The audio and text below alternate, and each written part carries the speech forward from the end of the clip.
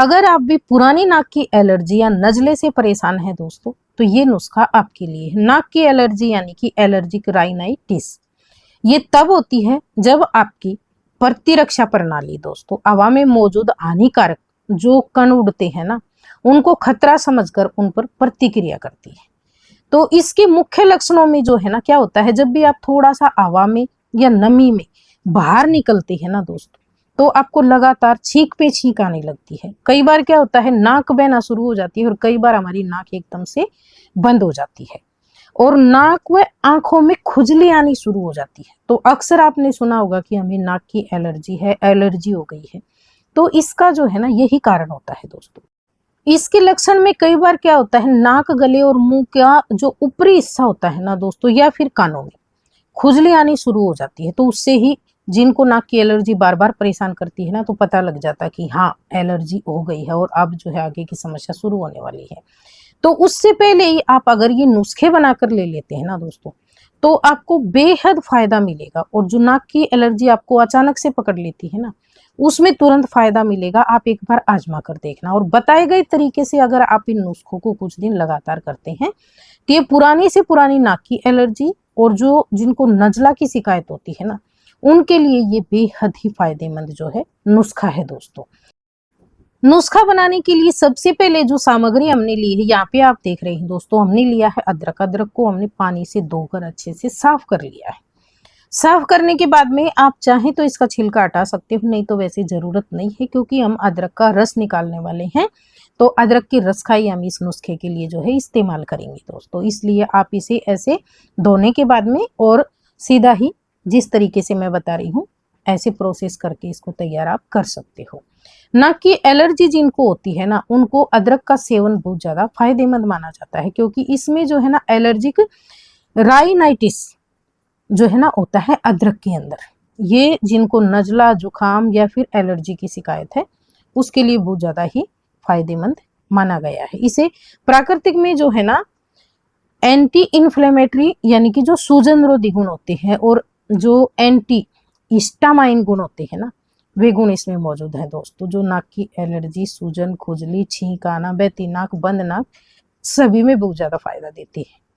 तो जिनको भी नजला या एलर्जी की शिकायत है ना, उनको जो है ना अपने डेली रूटीन में जो खाना आप बनाते हैं ना दोस्तों, उसमें अदरक का जो है ना इस्तेमाल करना चाहिए। अदरक की चाय आप ले सकते हो, अदरक का रस आप ले सकते हो बताए गए तरीके से।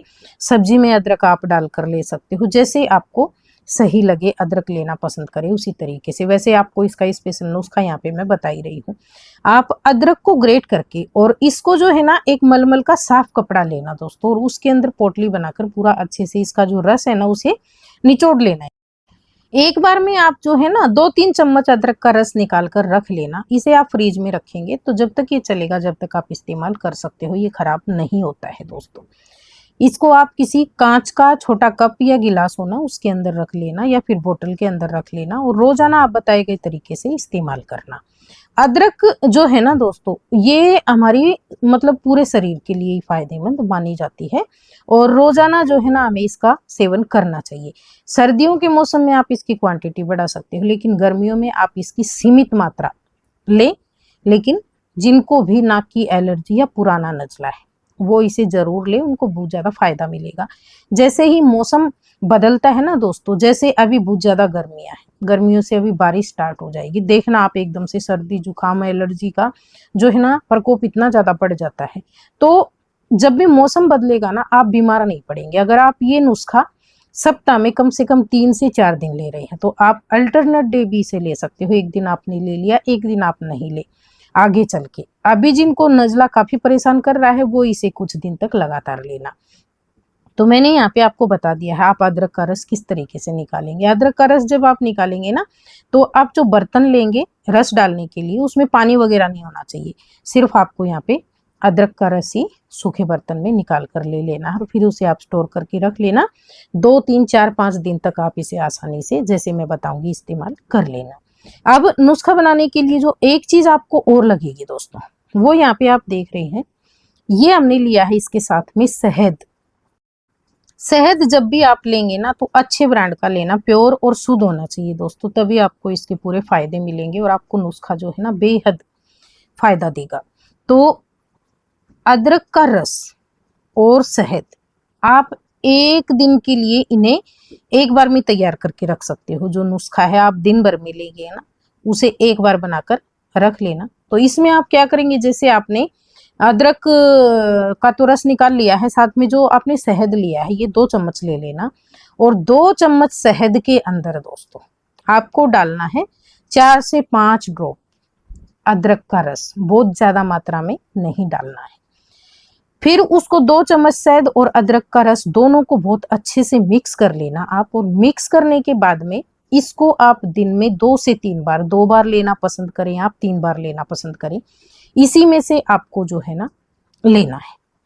आप जो है ना 1-1 चम्मच 2 बार ले सकते हो, या फिर आप चम्मच से थोड़ा सा कम कम करके 3 बार इसे ले सकते हो। इससे क्या होगा, आपको जो हमने शहद लिया है वो गले की खराश को भी कम करता है दोस्तों, और साथ में जो हमारी नाक की सूजन है उसको भी कम करता है, और गले को ये कोट करके बहुत जल्द जो है ना गले की खराश में राहत पहुंचाता है दोस्तों। अदरक जो होती है ना, इसमें प्राकृतिक एंटी हिस्टामाइन गुण पाए जाते हैं, जो एलर्जी के लक्षण होते हैं ना उनसे लड़ने में सहायता करते हैं।